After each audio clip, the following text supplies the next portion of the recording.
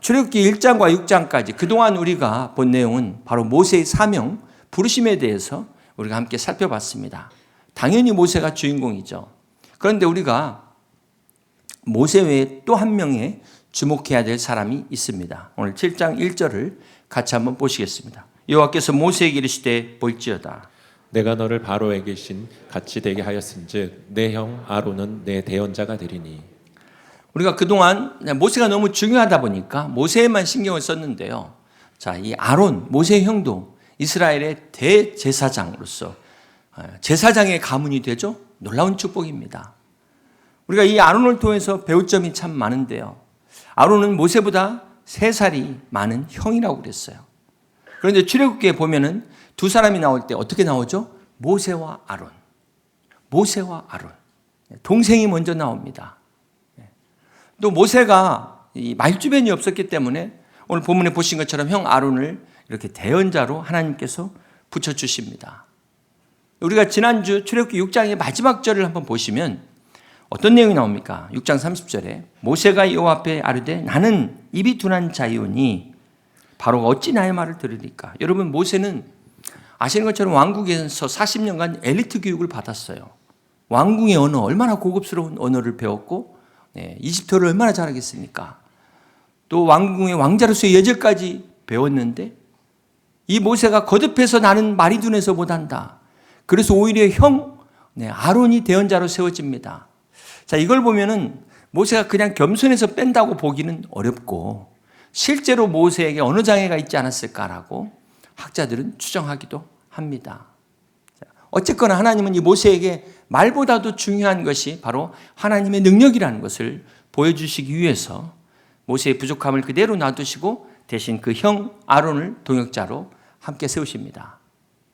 근데 한번 아론의 입장에서 우리가 한번 생각해 보세요. 여기 형님들 계시죠? 장남들 한번 생각해 보세요. 내가 모세보다 형이고 결국은 바로에게 가서 이야기하는 게 이 아론인데 내가 왜 동생 따라다니면서 치닥거리 해야 되지? 불만을 가질 수 있을까요? 없을까요? 그럼에도 불구하고 아론은 한 번도 불만을 토로한 적이 없다는 겁니다. 우리가 출애굽기 17장 뒤에 보면 또 나오겠지만 이스라엘 백성이 아말렉과의 그 유명한 르비딤 전투에서 모세가 손을 들고 기도합니다. 이때 아론이 너만 기도해? 나도 기도하겠어. 이렇게 나올 수도 있는데 모세가 기도하는 그 손 옆에서 아론과 훌이 붙잡고 함께 같이 기도합니다. 자, 이것을 통해서 아론과 그의 후손들이 바로 제사장 가문의 영광과 축복을 이어가는 그런 축복을 받은 것들을 그 이유를 우리가 발견할 수 있다는 것입니다. 하나님의 말씀에 따라서 비록 모세가 동생일지언정 순종하고 섬겼기 때문에 이런 축복을 받을 수 있었다는 것입니다. 사랑하는 성도 여러분, 오늘 우리 사회가 왜 이렇게 시끄러울까요? 다 높아지길 원합니다. 다 대표가 되길 원해요. 다 주인공만 되려고 하니까 갈등과 다툼이 끊이질 않습니다. 어디 사회만 그렇습니까? 교회도 마찬가지입니다. 항상 시끄러운 교회 보세요. 들어가 보면 다 주연만 있어요. 주연만. 여러분은 어떻습니까? 나는 아니다라고 생각하는 것 같지만 여러분 이제 교회에서 단체 사진을 찍잖아요. 그러면 제일 먼저 뭘 보시죠? 자기를 기필코 찾아요. 그래서 내 얼굴이 잘 나왔으면 이건 무조건 잘 나온 사진입니다. 근데 혹이나 내 얼굴이 가려졌다. 이거는 아무리 잘 찍어도 이건 잘못된 거예요. 이게 바로 인간의 나르시시즘이라고 하잖아요. 바로 자기중심적인 속성인 겁니다. 그렇기 때문에 불평하는 사람은 항상 불평하는 게 자기중심적이어서 그래요. 내가 이제 감사해야지 하고도 감사를 잃어버리는 게 바로 이 자기중심에서 벗어나지 못하기 때문에 그렇습니다. 사랑하는 성도 여러분, 아름다운 세상은 이 모세보다도 오히려 아론 같은 사람이 많은 곳이 아름다운 세상이 돼요. 아름다운 교회가 되는 것입니다. 우리 예수님도 하늘의 보좌를 버리시고 종의 형체로 낮은 자리에 오셔서 죽기까지 복종하셨습니다. 그러므로 오늘 우리도 우리 주님처럼 아론처럼 기꺼이 낮아져서 우리가 서로가 서로를 섬길 수 있는 우리 아름다운 교회, 우리 여의도 침례교회 모든 성도들 다 되시기를 주님의 이름으로 축복합니다. 자, 오늘 출애굽기 7장부터 12장까지는 이제 모세가 애굽 왕 바로와 대결하는 장면입니다. 인간적으로 볼 때 사실 이 모세와 바로는 상대가 안 되죠. 모세는 미디안 광야에서 양치는 목자 중에 한 사람에 불과합니다. 그런데 이 바로는 그 당시 최강대국 이집트의 최고의 권력자예요. 어떻게 둘이 상대가 될 수 있겠습니까? 게임 자체가 안 되는 상대예요. 그러나 이 모세가 믿은 하나님이 어떤 하나님이시죠? 지난주 출애굽기 6장에서 나는 여호와이니라 그렇습니다. 내가 여호와라니까? 언약을 성취하시는 전능하신 하나님이 오늘 모세의 하나님, 우리의 하나님이신 것을 믿으시길 바랍니다. 그 전능하신 엘샤다이 언약의 하나님이 한다면 하시는 하나님이 모세에게 뭐라고 말씀하세요? 우리 1절 다시 봅니다. 여호와께서 모세에게 이르시되 볼지어다 내가 너를 바로에게 신같이 되게 하였으니 신같이 되게 하셨다. 그렇습니다. 바로에게 신같이 되게 하신 여호와 하나님. 그 하나님이 우리 하나님이신 것을 믿으시길 바랍니다. 여러분 부족하고 여러분 연약하고 여러분 가진 것 없다 할지라도 비록 별 볼 일 없다 할지라도 오늘 우리에게 은혜를 베푸시는 하나님, 마침내 그 약속을 이루시는 하나님이 우리가 믿는 하나님, 오늘 모세에게 나타나신 하나님이 나의 하나님이신 것을 믿으시길 바랍니다. 오늘 우리가 이 말씀을 통해서 또 생각해 봐야 될 것이 사실 모세도 불순종했지 않습니까? 앞에서 모세도 못 갑니다. 근데 지금 바로도 계속해서 못 보낸다. 불순종하고 있어요. 하나님 앞에서 똑같은 불순종인데 왜 모세는 하나님께서 함께 하시고 바로는 버리셨을까? 이것이 하나님의 은혜죠. 그렇습니다. 우리가 이 하나님의 은혜를 어떻게 말로 다 설명할 수 있겠습니까? 우리가 하나님의 뜻과 섭리를 어떻게 우리의 머리로 다 이해할 수 있겠습니까? 오늘 출애굽기 보면은 이 바로 왕이 바로 왕의 마음을 강팍하게 했다라는 말씀이 18번이 나옵니다. 완악하게 했다. 강팍하게 했다. 그런데 자세히 보면은 9번은 여호와께서 바로를 강팍하게 했다. 이렇게 표현하고 있고요. 나머지 9번은 바로 스스로가 자기의 마음을 강팍하게 했다. 이렇게 기록이 됩니다. 우리 3절을 다시 한번 보실까요? 내가 바로의 마음을 완악하게 하고 내 표징과 내 이적을 애굽 땅에서 많이 행할 것이나 바로가 너희 말을 듣지 아니할 터인즉. 여기서 바로의 행동을 보면은 강팍한 것이 무엇인가 우리가 알 수 있습니다.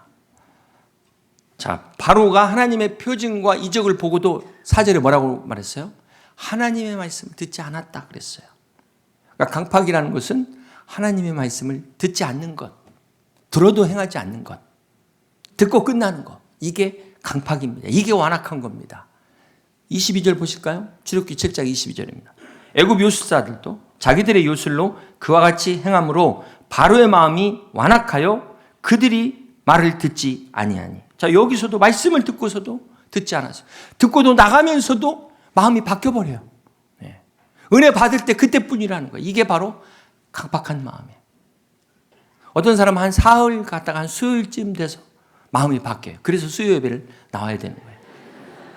그러다가 또 금요기도회쯤 되면은 그때 가서 또 이 마음이 강팍해져요. 그래서 금요기도회를 나오셔야 된다는 거예요. 뒤에 계속해서 이 바로가 강팍해지는데요. 자, 눈에 보이는 이제 막 이적이 나타나면은 막 순종하는 듯 하다가 이적이 사라지면 어떻게 됩니까? 언제 그랬냐는 듯 마음이 바뀐다는 겁니다. 이게 바로의 강팍함이에요. 그런데 여러분 바로만 그렇습니까?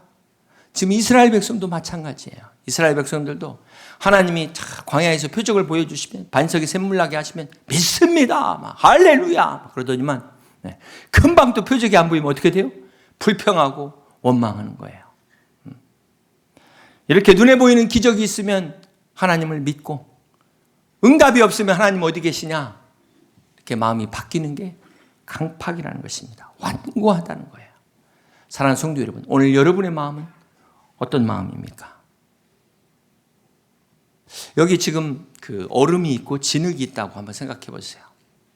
이 얼음과 진흙이 딱 있는데 똑같은 햇빛이 비춰집니다. 그러면 얼음은 어떻게 되죠? 얼음은 녹아서 물이 되죠. 그런데 진흙은 어떻게 될까요? 더 단단해져서 돌처럼 됩니다. 자, 이렇게 진흙처럼 굳어지는 마음이 강팍한 마음이라는 거예요. 같은 햇빛, 하나님의 말씀이 비춰지는데, 참 얼음은 참 은혜로운 생수가 되는 것이고, 진흙은 아주 강팍한, 씨알도 안 먹히는 그런 길가와 같은 단단한 마음. 이게 바로 바로의 마음이라는 것입니다. 오늘 여러분의 마음 가운데 하나님의 은혜의 말씀이 쫙 햇빛처럼 비춰지는데, 어떤 사람은 막 한 주 동안 굳어졌던 얼음과 같은 마음들이 막 녹아갖고 막 생수가 돼서 흘러 넘치는데, 어떤 사람은 막 더 굳어져요. 막 스데반의 말씀을 전하는 거 보고 막 저희들이 막 이를 갈더라. 이게 강팍한 바로의 마음이라는 거예요. 오늘 저와 여러분의 마음은 하나님의 말씀에 우리의 심령이 녹아지는 생수와 같은 은혜가 넘치시기를 주님의 이름으로 축복합니다. 오늘 본문에 보면 바로의 강팍함으로 모세의 능력이 나타나게 됩니다. 자, 이때 바로가 자신의 마술사를 불러서 똑같은 기적을 보여줍니다. 우리 출애굽기 7장 22절을 보시면, 애굽 요술사들도 자기들의 요술로 그와 같이 행함으로. 바로의 술사들이 모세와 아론을 따라서 하는 걸 보고 당황했을 거예요. 자, 여기서 우리가 생각해 볼게. 여러분, 악한 영들도 얼마든지 기적을 행할 수 있습니다. 뭐 꼭 사기친다라고만 볼 수 없는 게, 이 악한 영들도 능력이 있어요. 그러나 우리가 잊지 말아야 될 게, 그렇다고 해서 결코 저들이 하나님이 될 수 있느냐? 그건 아니라는 것이죠. 기적을 보인다고 해서 무조건 믿는 건 정말 위험한 거예요. 이 애굽의 술사들도 지팡이로 모세와 같은 기적을 흉내를 내니까, 자, 어떤 일이 일어납니까? 우리 출애굽기 7장 12절에 보면은, 각 사람이 지팡이를 던짐에 뱀이 되었으나 아론의 지팡이가 그들의 지팡이를 삼키니라. 자, 여기 지금 방금 보시면 모세의 지팡이가 아니라 누구의 지팡이? 아론의 지팡이가 그들의 지팡이를 삼키니라. 이것이 무슨 말일까요? 여러분, 꼭 모세의 지팡이만 능력을 나타내는 게 아니에요. 우리가 자꾸 이 하나님의 그 기적에만 관심을 갖다가 하나님을 놓치게 되는 건데, 여기서 지팡이가 중요한 게 아니라 하나님의 능력이 중요하다는 거예요. 하나님의 능력이 우리와 함께하면 오늘 여러분에게도 이 능력이 나타나는 것을 믿으시기를 바랍니다. 모세에게 역사하신 하나님이 오늘 우리 주의 종들에게도 역사하신 하나님이신 것을 믿으시기를 바랍니다. 자, 이렇게 아론이 지팡이를 던져 만든 뱀이 애굽의 술객들이 만든 뱀을 집어 삼켜버립니다. 이것이 주는 교훈이 뭘까요? 지난번에 말씀드렸죠? 그 이집트의 파라오 그 왕의 그 마스크에, 황금 마스크에 코브라 상징이 왕의 권위를 상징한다. 그래서 우리는 그 봉황이 청와대를 상징하잖아요. 그런 것처럼 바로의 상징인 뱀을 삼켰다. 이게 뭘 말해요? 하나님의 권위 앞에서 바로의 권위는 아무것도 안 된다는 거예요. 그럼에도 불구하고 이 애굽 왕 바로는 마음이 강팍해서 어떻게 합니까? 하나님의 말씀을 듣지 않아요. 그래서 재앙이 시작됩니다. 그 첫 번째 재앙이 바로 나일강이 피로 물드는 그러한 재앙입니다. 우리 출애굽기 7장 17절을 함께 같이 봅니다. 여호와가 이같이 이르노니 내가 이로 말미암아 나를 여호와인 줄 알리라. 볼지어다 내가 내 손에 지팡이로 나일강을 치면 그것이 피로 변하고 나일강의 고기가 죽고 그 물에서는 악취가 나리니 애굽 사람들이 그 강물 마시기를 싫어하니라 하라. 역사학자 헤로도토스는 이집트는 나일강의 선물이다라는 말을 했습니다. 나일강이 없는 이집트는 상상할 수 없다는 것입니다. 나일강이야말로 풍요의 상징이고 그 지역 이집트의 생명의 젖줄이었습니다. 그러다 보니까 그 강이 신이 되는 거죠. 그래서 그 강 앞에서 제사를 지내요. 바로가 나일강 앞에 나왔을 때 모세가 만나게 되는데 이때 바로 제사를 지내고 있지 않았을까? 학자들은 그렇게 추정을 합니다. 자, 그들이 그렇게 제사까지 지내면서 신으로 모시고 그렇게 신성시했던 이 나일강이 하나님이 진노하시니까 뭐로 변합니까? 피로 변한 거예요. 사랑하는 성도 여러분, 이 첫 번째 재앙이 주는 교훈이 무엇입니까? 오늘 이 이집트 사람들의 자랑인 나일강, 그렇다면 오늘 우리의 자랑은 무엇일까요? 여러분의 보물이 무엇입니까? 어떤 사람에게는 이 나일강이 돈일 수도 있어요. 내가 지금까지 쌓아놓은 업적일 수 있습니다. 내 부귀, 명예, 이 모든 것들이 나의 나일강일 수 있어요. 이 나일강이 내 우상이 되다 보니까 하나님조차 필요 없는 거예요. 기도 안 해도 사는 거예요. 사랑하는 성도 여러분, 그러나 우리는 기억해야 됩니다. 하나님이 진노하시면 이 나일강이 피로 변한 것처럼, 네, 하나님이 진노하시면 오늘 우리의 우상이 어떻게 됩니까? 재앙이 된다는 거예요. 한순간에 내 자랑이, 네, 고난의 쓴잔이 된다는 것입니다. 남보다 머리 좋다고, 직장 좋고, 돈이 많다고 자랑하던 게 하나님이 한 방에 치시면, 네, 사라지는 한계와 같은 재앙이 되어버릴 수 있다는 것입니다.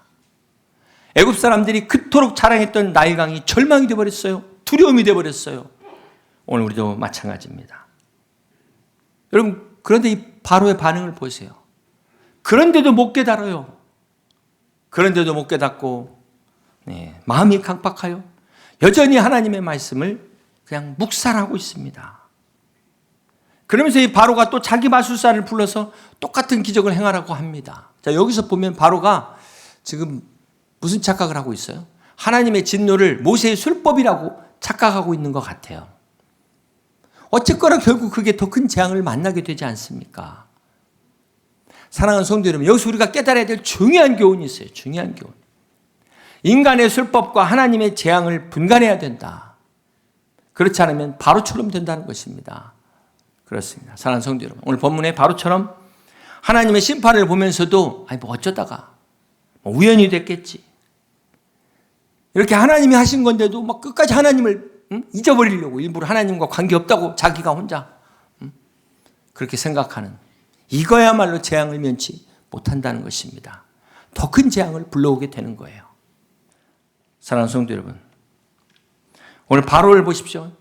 출애굽기 7장 23절에 보면 바로가 돌이켜 궁으로 들어가고 어떻게 했어요? 그 일에 관심을 가지지도 아니하였고. 이게 문제예요. 이게 하나님의 재앙을 보고도 발 편하게 뻗고 잤다는 거예요. 깨닫지 못하고, 이게 어쩐 일이지? 하나님께 대한 영적인 관심이 1도 없었다는 것입니다. 그런데 여러분, 이 바로 때문에 어떻게 돼요? 애굽에 수많은 사람들이 마실 물이 없어가지고 하숫가를 두루 파야 되고 엄청난 고통을 당했다는 거예요. 이 바로 한 사람의 교만 때문에 백성이 다 죽어나간 겁니다. 여기서 우리는 참 지도자가 얼마나 중요한가를 깨달아야 돼요. 저 북한의 김정은 때문에 얼마나 많은 동포들이 고통을 받습니까? 러시아 푸틴 때문에 얼마나 많은 사람이 죽어나가고 있습니까? 귀신들은 뭐하고 있는지. 근데 그 악한 영이 보호하고 있기 때문에 그 웬만한 귀신은 상대를 할 수가 없어요. 하나님의 능력이 아니고서는. 사랑하는 성도 여러분, 우리가 지도자를 위해서 기도해야 됩니다. 여러분, 이 바로의 강팍함은 인간의 죄악의 본성을 이야기하고 있어요. 그래서 앞으로 벌어질 이제 10개의 재앙이 이제 드라마처럼 펼쳐지는데 이게 어떻게 끝납니까? 다 망하고 끝난다는 거예요. 이런 어리석은 길을 가면 안 된다는 거예요. 대부분의 많은 사람들이 깨닫지를 못합니다. 하나님의 경고 사인이 울리는데도 그때만 잠깐 위기만 넘기고 언제 그랬냐는 듯이 관심을 갖지 않아요. 그래서 영적인 관심이 얼마나 중요한지 모릅니다. 영적인 관심을 갖지 못한 사람은 인생 일막에서 앞으로 그 장래가 지극히 걱정되는 삶을 사는 사람이에요. 사랑하는 성도 여러분, 바로의 강팍함은 결국 모든 걸 잃어버립니다. 그래서 이집트가 멸망하게 되잖아요. 그래서 우리는 말로 할 때 들어야 돼요. 말로 할 때. 더 듣기 전에 순종할 수 있는 여러분 될 수 있길 주님의 이름으로 축복합니다. 어떤 사람이 장마가 끝난 뒤에 물이 불어난 강을 건너게 되었습니다. 근데 강 위에 이렇게 외나무 다리 하나만 놓여 있는 거예요. 홍수로 인해 가지고 막 물이 밑에까지 완전히 막 차올라 가지고 그 시뻘건 물이 막 거세게 소용돌이를 치고 하면서 막 보기만 해도 겁이 나요. 그럼 어떻게 합니까? 이제 건너가야 되니까 앞만 보고 한 발 한 발 정말 조심조심 가는데 중간쯤 온 것 같아가지고 아래를 본 순간 갑자기 막 정신이 아찔 혼미해지는 거예요. 순간 막 다리가 후들거려지고 막 이러다가 막 꼼짝도 못하고 빠져 죽겠다. 이제 그 사람이 이제 거기서 기도를 합니다. 하나님, 제가 여기 건너가기만 하면 제 재산을 다 주님 앞에 드리겠습니다. 막 이렇게 막 급하니까 기도하고 나니까 두려움이 사라져서 이제 또 다시 걷게 됩니다. 이렇게 조금씩 걷다 보니까 가만히 있어 봐. 내가 재산을 다 바치면 나 어떻게 되는 거지? 그래가지고 본전이 생각나는 거예요. 다시 기도하라. 하나님, 제가 절반만 드릴게요. 근데 이제 계속 이상이 없어요. 그러다 보니까 또 마음이 바뀌는 거예요. 네. 절반? 네. 하나님 아버지, 다시 기도합니다. 3세파 하나님입니까? 네. 제가 잘만 건너가면 4분의 1을 하나님 앞에 드리겠습니다 하는 순간 고개를 드는데 균형을 잃고 빠져버렸어요. 그러니까 막 사람 살려 막 소리치면서 아이고 하나님 농담도 못합니까? 막 그랬다는 거예요. 여러분, 사람의 마음이 이렇습니다. 사랑하는 성도 여러분, 오늘 여러분의 관심은 어디에 있습니까?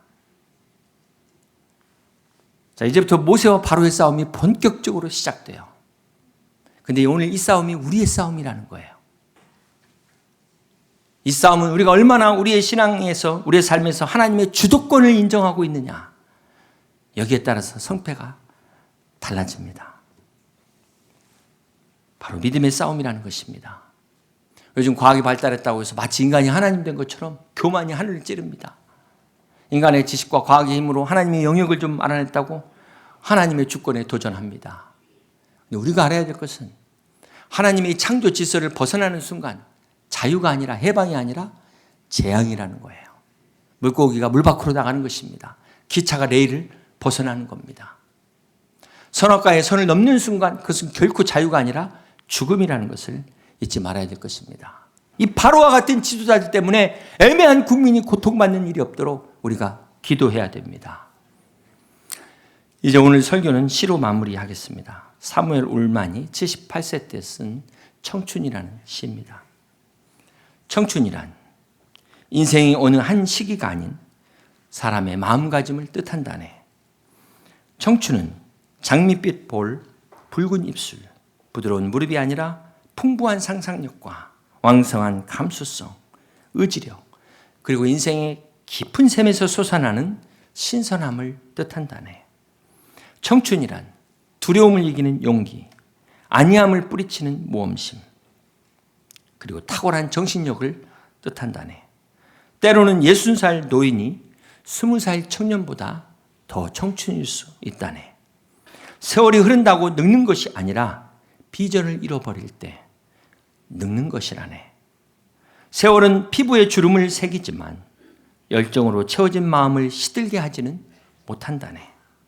근심과 두려움, 자신감의 상실이 우리의 기백을 죽이고 마음을 시들게 한다네.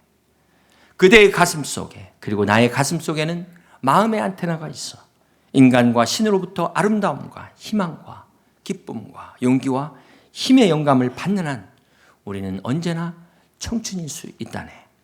그러나 그대 가슴 속의 안테나가 무너지고 정신이 냉소와 비관의 눈으로 덮일 때, 그대가 비록 20살일지언정 노인이지만 가슴 속 안테나를 높이 세우고 희망을 품고 있는 한 그대 비록 80살이라도 죽을 때까지 청춘이라네. 그렇습니다. 사랑하는 성도 여러분, 우리가 살아계신 하나님으로부터 우리가 소망과 기쁨과 믿음과 이 용기의 능력을 받는 한 우리는 언제나 어디서나 청춘임을 믿으시기를 바랍니다.